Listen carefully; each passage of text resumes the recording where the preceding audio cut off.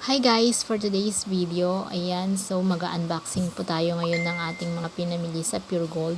So ito pong lahat na pinamili po namin is nagkakahalaga po yan ng 3,579.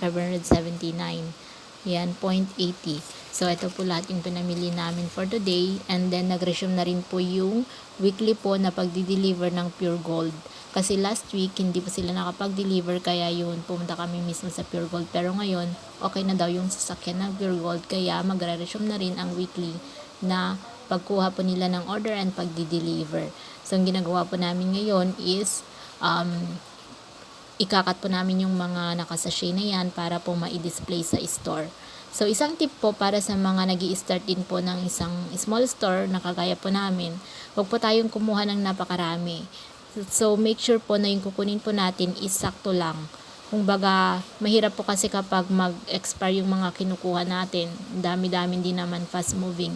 So, yun po yung isang nagpapababa po ng sales natin at isang nagpapalugi po sa business yung mag-expire yung mga produkto. Hindi na po natin yun mabebenta. Kaya iwasan po natin.